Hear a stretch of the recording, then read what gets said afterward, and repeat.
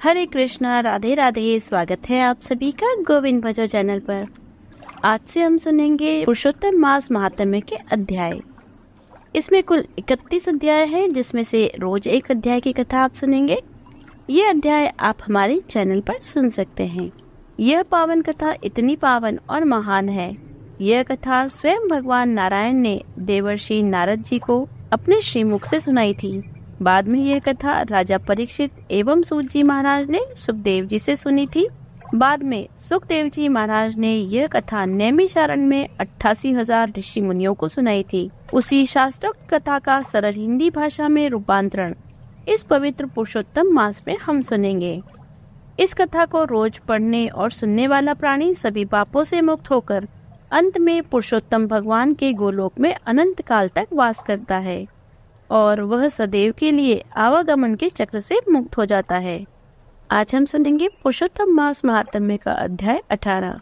नारद जी बोले, हे तपोनिधि, उसके बाद साक्षात भगवान वाल्मीकि मुनि ने राजा धृतराष्ट्र को क्या कहा, सो आप कहिए।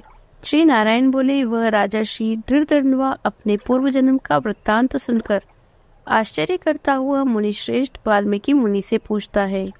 धृतराष्ट्र बोला, हे ब्राह्मण, आपके नवीन नवीन सुंदर अमृत के समान वचनों को बारंबार पान करके भी मैं तृप्त नहीं हुआ, इसलिए पुनः उसके बाद का वृत्तांत कहिए।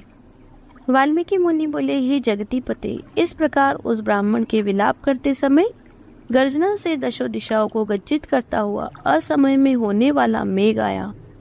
पर्वतों को कंपाने के समान तीक्ष्ण स्पर्शों वाली वायु बहने लगी और बिजली अत्यंत चमकती हुई अपनी आवाज से दशों दिशाओं को पूर्ण करती हुई इस तरह 1 मास तक वृष्टि हुई, जिस जल से पृथ्वी भर गई, परंतु शोक रूप अग्नि के ताप से संतप्त वह ब्राह्मण कुछ भी नहीं जान सका।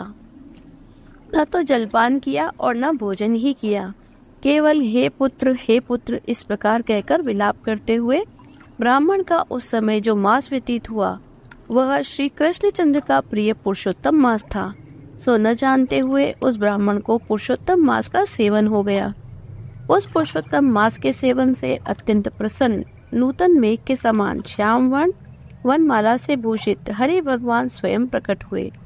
जगत के नाथ हरि भगवान के प्रकट होने पर मेघ समूह गायब हो गया।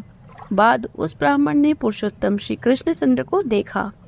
दर्शन होने के साथ ही गोद में लिए हुए पुत्र के शरीर को जमीन पर रखकर स्त्री सहित ब्राह्मण श्री कृष्ण भगवान को दंडवत नमस्कार करता हुआ हाथ जोड़कर श्री कृष्ण भगवान के सामने खड़ा होकर श्री कृष्ण भगवान ही हमारे रक्षक हों, ऐसा विचार करता हुआ भगवान भी पुरुषोत्तम की सेवा से प्रसन्न हो अमृत की वृष्टि करने वाली अत्यंत मधुर वाणी में बोले। श्री हरि भगवान बोले, भो सुदेव, तुम धन्य हो। इस समय आप भाग्यवान हो। तुम्हारे भाग्य के वर्णन करने में त्रिलोक्य में कौन समर्थ है। हे वत्स, हे तपोधन, जो तुम्हारा होने वाला है उसको हम कहेंगे, तुम सुनो। हे ब्राह्मण, 12,000 वर्ष की आयु वाला पुत्र तुमको होगा। इसके बाद तुमको पुत्र से होने वाले सुख में संदेह नहीं है। हे द्विजोत्तम, प्रसन्न मन से मैंने यह पुत्र तुमको दिया है। हमारे प्रसाद से होने वाले तुम्हारे पुत्र सुख को देखकर हे द्विजोत्तम, देवता, गंधर्व और मनुष्य लोग पुत्र सुख की इच्छा करने वाले होंगे। इस विषय में तुमसे प्राचीन इतिहास में कहूँगा, जिस इतिहास को पहले मार्कंडेय मुनि ने राजा रघु से कहा था। प्रथम कोई श्रेष्ठ मन वाले धनुर नामक मुनीश्वर लोगों को पुत्र रूप में मानसिक चिंता से जले हुए देखकर दुखित हुए और अमर पुत्र की इच्छा करके दारुण तप करने लगे। 1000 वर्ष बीत जाने पर जब धनुर मुनि से देवता लोग बोले, हे मुनीश्वर, तुम्हारे कठिन तप से हम सब प्रसन्न हैं, इसलिए अपने मन के अनुसार श्रेष्ठ वर को मांगो। श्री नारायण बोले, देवताओं के अमृत तुल्य इस वचन को सुनकर उन तपोधन धनुर नामक मुनि ने बुद्धिमान और अमर पुत्र को मांगा। बाद उस ब्राह्मण से देवताओं ने कहा कि पृथ्वी में ऐसा पुत्र नहीं है। तब धनुर्मुनि ने देवताओं से कहा कि अच्छा, ऐसा पुत्र जो जिसकी आयु की मर्यादा बंधी हो। देवताओं ने कहा कि कैसी मर्यादा चाहिए, कहो। इस पर उस मुनि ने कहा कि यह महान पर्वत जब तक रहे तब तक उसकी आयु होवे। ऐसा ही हो, इस प्रकार कहकर इंद्रादि देवता स्वर्ग को चले गए। धनुष शर्मा ने थोड़े ही समय में वैसा ही पुत्र को प्राप्त किया।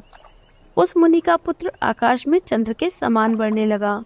16वें वर्ष की होने पर मुनीश्वर ने पुत्र से कहा, हे वत्स, ये मुनि लोग कभी भी अपमान करने योग्य नहीं हैं। इस तरह शिक्षा देने पर भी उस पुत्र ने मुनियों का अनादर किया। आयु की मर्यादा के बल से उन्मुख उसने ब्राह्मणों का अपमान किया। उसी समय परम क्रोधी महिष नामक मुनि ने विधि से शुभ फल देने वाले शालिग्राम शिला का पूजन किया। उसी समय उस बालक ने वहां जाकर शालिग्राम की शिला को जल्दी से लेकर अपनी चंचलता के कारण हंसता हुआ पूर्ण जल से भरे हुए कूप में छोड़ दिया। बाद क्रोध से युक्त दूसरे कालरुद्र के समान महिष मुनि ने उस धनुर मुनि के पुत्र को श्राप दिया कि यह अभी मर जाए, परंतु उसे मरा हुआ न देखकर मन में मृत्यु के कारण का ध्यान किया। देवताओं ने इस धनुष के पुत्र को निमित्तायु वाला बनाया है। इस तरह चिंता करते हुए महिष मुनि ने लंबी सांस ली, जिससे कई कोटि महिष पैदा हो गए। उन महिषों ने पर्वत को टुकड़ा टुकड़ा कर दिया। उसी समय मुनि का अत्यंत दुर्मत लड़का मर गया। धनुष शर्मा ने अत्यंत दुख से बार बार विलाप किया। बाद अनेक प्रकार विलाप कर पुत्र के शरीर को लेकर पुत्र के दुख से अत्यंत पीड़ित हो चिता की अग्नि में प्रवेश किया। इस प्रकार हठ से पुत्र प्राप्त करने वाले कहीं भी सुख को नहीं पाते हैं। हे तपोधन, गरुड़ जी ने यह जो पुत्र दिया है, इससे संसार में तुम प्रशंसनीय पुत्रवान होंगे। हे अनंत, मैंने प्रसन्न होकर पुरुषोत्तम के महात्म्य से इस पुत्र को चिरस्थायी किया है। यह तुमको सुख देने वाला होगा। पुत्र के साथ सर्वदा गृहस्थ आश्रम के सुख को भोगने के बाद तुम ब्रह्मलोक को जाओगे। वहाँ उत्तम सुख देवताओं के वर्ष से 1000 वर्ष पर्यंत भोग कर पृथ्वी पर आओगे। हे द्विजोत्तम, तुम यहाँ चक्रवर्ती राजा होगे। दर्दंडवा नाम से प्रसिद्ध तथा सेना सवारी से युक्त हो 10,000 वर्ष पर्यंत पृथ्वी के राजा का सुख भोगोगे। इंद्र के पद से अधिक अखंड बल और ऐश्वर्य होवेगा।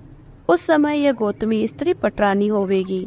नित्य पति सेवा में तत्पर और गुण सुंदरी नाम वाली होगी। राजनीति विशारद तुमको 4 पुत्र होंगे और सुंदर मुख वाली महाभागा सुशीला नाम की कन्या होगी। हे महाभाग, सुरों और असुरों को दुर्लभ संसार के सुखों को भोग कर इस पृथ्वी में हमने सब कुछ किया, अब कुछ कर्तव्य नहीं है। इस तरह अज्ञान से मोहित होकर अत्यंत दुस्तर संसार के विषयों से खिंचे हुए मन वाले तुम संसार रूपी समुद्र के पार करने वाले विष्णु भगवान को जब भूल जाओगे, तब हे विप्र, उस समय वन में यह तुम्हारा पुत्र शुक पक्षी होकर वट वृक्ष के ऊपर बैठकर वैराग्य पैदा करने वाले श्लोक को बार बार पढ़ता हुआ तुमको इस प्रकार बोध कराएगा। शुक पक्षी के वचन को सुनकर दुखित मन होकर घर आओगे। बाद संसार के विषय सुखों को छोड़कर चिंता रूपी समुद्र में मग्न हे भूसूर, तुमको वाल्मीकि मुनि आकर ज्ञान कराएंगे। उनके वचन से निसंदेह हो शरीर को छोड़कर हरि भगवान के पद को दोनों स्त्री पुरुष तुम जाओगे, जो कि पद आवागमन से रहित कहा गया है। इस प्रकार महाविष्णु के कहने पर वह ब्राह्मण बालक उठ खड़ा हुआ। दोनों स्त्री पुरुष ब्राह्मण पुत्र को उठा हुआ देखकर अत्यंत आनंदित हो गए। सब देवता लोग भी संतुष्ट होकर पुष्पों की वर्षा करने लगे। शुकदेव ने भी श्री हरि को और माता को प्रणाम किया। उस ब्राह्मण को पुत्र के साथ देखकर गरुड़ जी भी अत्यंत प्रसन्न हुए। उस समय चकित हो ब्राह्मण ने श्री हरि भगवान को नमस्कार किया और हाथ जोड़कर जगदीश्वर से बोला।